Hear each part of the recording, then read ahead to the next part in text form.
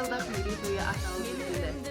Қазақ топырағынан шыққан ұлы данышпанның толық аты жөні Әбу-Насыр Мұхаммед ибн Тархан әл-Фараби. Алты қорлық арасындағы сол даланың тұрғындары. Әл-Фараби бабамыз 870 жылы қазіргі Отырар деп аталатын Фараб қаласында дүниеге келген. Бұл қала кейіннен арабтардың ықпалынан Барба Фараб деп аталып кеткен. Жанымдай әннен күйдің жанашырлары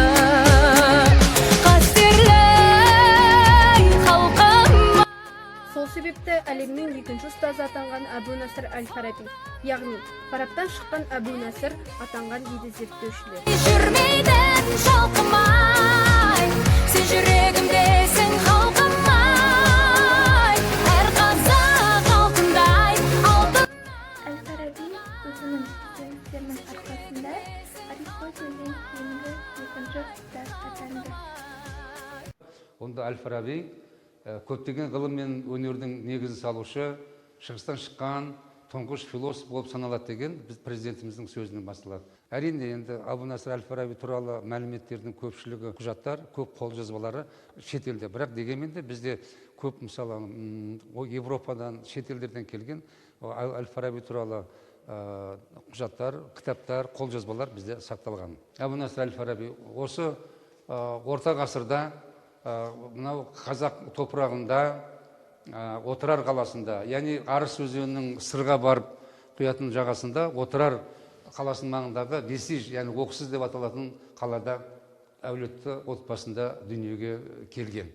Сол жас кезінен бастап осы Отырар қаласында осы әлемдік әдебиеттермен, әлемдік ұлы ойшылдардың шығармаларымен танысуға мүмкіндік алады. Оған бірден бір себеп Отырар қаласында біздегі мәліметтер бойынша Александрия қаласындағы ең үлкен кітапхана бар болған, сол кітапханадан кейінгі кітап қоры жағынан өте үлкен кітапхана болған, сол жерде өзінің ең алғашқы білімін осы кітапханада көтерген деген бізде мәліметтер бар. Енді сол жас кезінен бастап Әл-Фараби осы Әл-Фарабидің өмірі жолында көрсетілген, яғни оның саяхат жасауы, ең ірі сол кезде ғылыми орталықтарға, мәдени орталық жасаған қызыл немен көрсетілген. Яғни алғашында Фараби Бұхарада, Самарқандта, одан кейін мына Хамадан, Бағдад, Шам, Каир, Дамаск, Александрия, Мәдина, Мекке осы қалаларда өзінің білімін көтереді.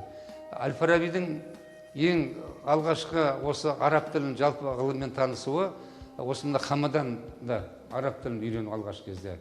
Яғни одан кейін Бағдад қаласында ол 20 жылдай осы жерде өзінің ғылымын және сол кездегі антикалық философиямен танысы, әлемдік мәдениетпен, әлемдік ғылыммен танысы осы қалада мүмкіндік алады. Жалпы Фараби ол бір жерде тұрақтамаған, үнемі жаңағы сол кітапханаларда бір қаладан екінші қалаларға үнемі саяхат неғылған, себебі оның негізгі мақсаты өзінің білімін көтеру, халықтардың мәдениетімен, дәстүрімен танысу, бар өмірін осы ғылым мен мәдениетке арналған. Енді Әл-Фараби жөнінде ол өзі туралы ешқандай өмір баян жазбаған, біз Әл-Фарабидің сол кездегі замандастары туралы білеміз. 950 жылы, яғни өмірінің соңында ол Алеппода, одан кейін Дамаскіде болады, себебі сол Дамаск қаласының Сейф ад-Далу деген әміршісі бұл кісіні өте қатты құрметтейді. Әл-Фараби екінші ұстаз. Әлемдік деңгейде оның қосқан үлесі өте ерекше. Қай ғылым саласына барсақ та Әл-Фарабидің жазған деректері алдымыздан шығады. Оның деректері өте ерекше орынға ие. Өз заманындағы ерекше адам ол Әл-Фараби. Біз осындай Әл-Фараби сияқты бабамыздың барына мақтана қараймыз. Және де оның салып кеткен дара жолын жалғастыру біздің қолымызда.